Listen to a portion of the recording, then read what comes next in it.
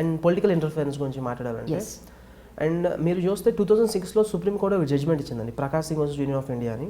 అక్కడ ఒక 7 series of recommendations ఇచ్చింది. దాంట్లో ఒకటి ఏంటంటే పొలిటికల్ ఇంటర్ఫరెన్స్ని కరప్ట్ చేయాలన్న. ఇప్పుడు పొలిటికల్ ఇంటర్ఫరెన్స్ అనేది బ్రిటిష్ టైమ్స్ నుంచి ఉంది. ఇప్పుడు పాలిటిక్సే పోలీస్ ఫోర్స్ని కంట్రోల్ చేస్తుంది ఇండియాలో. ఏ స్టేట్ గవర్నమెంట్ ఆ స్టేట్ పోలీస్ని కంట్రోల్ చేస్తూ ఉంటుంది. ఎందుకంటే police is an important force. వాళ్ళు పోలీస్ని కంట్రోల్ చేసినప్పుడు పొలిటికల్ ర్యాలీ అవ్వచ్చు, ఇంకా దేని కావచ్చు, వాళ్ళు యూజ్ చేసుకోవడానికి మ్యానిపులేట్ చేయడానికి ఎక్కువ ఛాన్స్ ఉంటుంది. కాబట్టి పోలీస్ అనేది వాళ్ళ కంట్రోల్లో పెట్టుకుంటారు. And I seriously I'm against it, because political interference ఉన్నంత వరకు పోలీసులు అనేది ఆటోనమస్గా పనిచేయలేరు. అది ఎప్పుడైతే పోతుందో అప్పుడే నిజమైన మంచి సమాజం వస్తుందని నా ఫీలింగ్. ఎందుకంటే పోలీస్ రోల్ డెవలప్మెంట్ ఆఫ్ సొసైటీలో చాలా ఎక్కువ ఉంటుంది. ప్రజాస్వామ్యంలో అవుతుందంటారా? అంటే అది ప్రజాస్వామ్యంలో ప్రజలే లీడర్స్, కానీ ప్రజల రిప్రజెంటేటివ్స్ ఎవరైతే ఉన్నారో వాళ్ళు క్లచెస్లో పెట్టుకుంటారు పోలీస్ని, వాళ్ళకి ఇష్టమైన విధంగా యూజ్ చేసుకుంటారు. సో అది కూడా లేదనే చెప్పాలండి. ఎందుకంటే ఓట్లు ఎవరు వేయకుండానే మన పేరు మీద ఓట్లు వెళ్ళిపోతున్నాయి, రెగ్గింగ్ జరిగిపోతుంది. సో పైనుంచి ప్రజలే ఎన్నుకున్నారు అంటున్నారు. ప్రజలు ఎన్నుకోకుండానే ప్రజలు ఎన్నుకున్నారని చెప్పి అధికారంలో ఉన్నవాళ్ళు చాలామంది ఉన్నారు. అంటే మీరు 540 సీట్స్ ఉన్నాయి లోక్సభలో, మీరు చెప్పినవి చాలా తక్కువ ఉండొచ్చు. మిగతా వాళ్ళంతా బాగానే ఎలక్ట్ అవుతున్నారు నాకు తెలిసినంత వరకు. సరే ఎలక్షన్ ప్రాసెస్లో వాళ్ళు ఎన్ని డబ్బులు పంచుతున్నారు అది వేరే విషయం, కానీ వేరే విషయం. కానీ అంటే ఇండియాలో కంపేర్ చేస్తే వేరే కంట్రీస్తో democracy is well established. Democracy is not just about voting అండి. Democracy is you have to express freely, you can roam freely, you can start a corporation freely. Everything comes under democracy. You have to incentivise the local governments etcetera. Everything comes under democracy నాకు తెలిసినంత వరకు. Voting ఒకటే democracy కాదు. కానీ if you come to the voting, ఆ process అనేది ఇండియాలో నాకు తెలిసి every general election is the largest exercise. మీరు చూస్తే ఇన్ని లక్షల పోలింగ్ బూత్స్ ఎలక్షన్ కమిషన్ అయిన ఒక సింగిల్ ఆర్గనైజేషన్ కంట్రోల్ చేస్తుందంటే ఇంత పెద్ద డైవర్స్ కంట్రీలో we have to salute it. ఎందుకంటే ఏ కంట్రీలో ఇది పాసిబుల్ అవ్వదు. We should be proud that election commission ఇన్ని రోజులు ఇంత బాగా పనిచేస్తుందని. ఎందుకంటే ఇంత లార్జ్ కంట్రీలో ఎలక్షన్ హెల్ప్ చేయడం అంటే మామూలు విషయం కాదు. అండ్ అట్లీస్ట్ ఛాలెంజెస్ ఉంటాయి, కానీ we have to understand that from where we have come. ఇంత లార్జ్లీ పూర్ అండ్ ఇల్లిటరేట్ నేషన్లో అందరికీ ఓట్లు వేసే రైట్ ఇచ్చి ఇన్ని ఎలక్షన్స్ కండక్ట్ చేస్తుందంటే we have to salute it. But challenges ఉన్నాయి, we have to accept it, we have to curb them as soon as possible.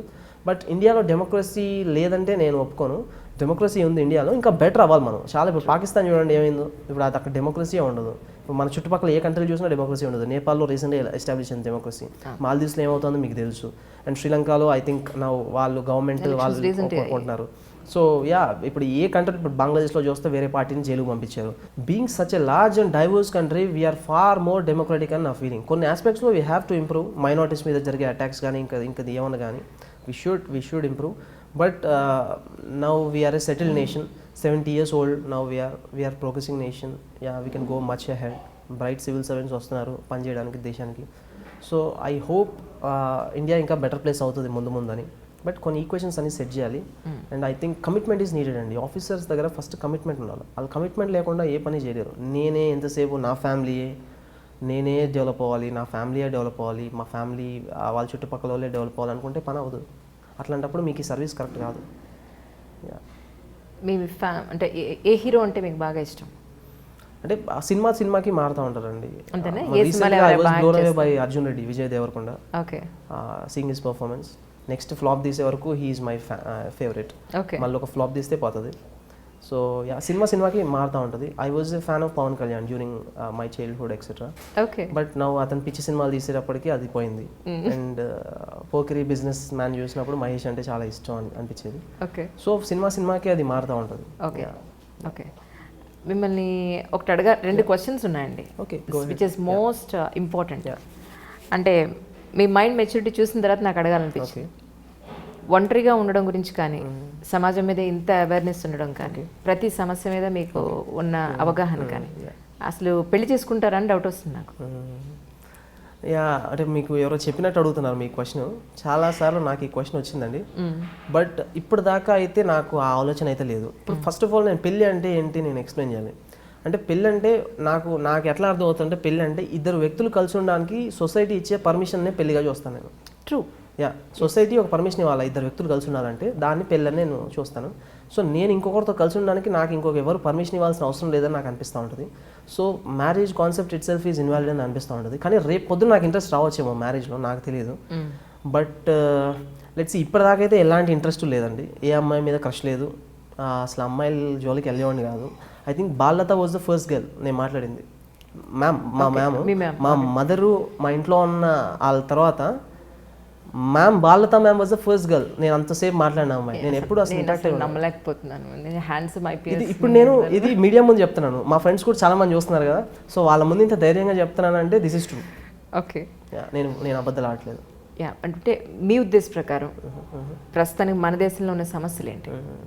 మన దేశంలో ఉన్న సమస్యలు అంటే అండి చాలా కోణాల్లో మీకు సమస్యలు అనేది కనపడుతూ ఉంటుందండి. ఇప్పుడు హెల్త్ అవ్వచ్చు, ఎడ్యుకేషన్ అవ్వచ్చు, ఇలాంటి సోషల్ సెక్టర్ ఇన్ఫ్రాస్ట్రక్చర్ డెవలప్ చేయకపోతే మీకు డెవలప్మెంట్ అనేది చాలా తక్కువ వస్తుంది. మనుషులను వదిలేసి వేరే వాటిని డెవలప్ చేస్తే ఏమొస్తుంది? ఫస్ట్ హెల్త్ ఎడ్యుకేషన్ ప్రాపర్గా మనుషులకు ఇస్తే నాకు తెలిసి బెటర్గా డెవలప్మెంట్ అనేది పాసిబుల్ అవుతుంది. ఎందుకంటే human resources usage is the best usage. వాళ్ళు హ్యూమన్స్ని యూజ్ చేయాలి కదా ఫస్ట్. ఇన్ని కోట్ల మంది జనాభా ఉన్నారండి. ఇప్పుడు youth 65% of the India is less than 35 years of age. Huge demographic dividend అని మాట్లాడుతున్నాం, కానీ దాన్ని యూజ్ చేసుకోకపోతే దానికి మీనింగ్ ఏంటి? అంత పెద్ద యూత్. ఇప్పుడు ఈరోజు కూడా మీకు చూస్తే భారతదేశం స్వాతంత్రం వచ్చి 70 ఏళ్ళు అయిందండి. ప్రపంచంలో ఎక్కడా లేని సాగుభూమి మనకుంది. కానీ ఈ రోజు కూడా గ్లోబల్ హంగర్ ఇండెక్స్ అని ఫుడ్ పాలసీ రీసెర్చ్ ఇన్స్టిట్యూట్ అని వాళ్ళు ఇస్తారు, హంగర్ ఇండెక్స్ అని 97th ప్లేస్లో ఉంది ఇండియా. It's truly appalling. 100కి 20 మంది తిండి లేకుండానే పడుకుంటున్నారు ఇండియాలో.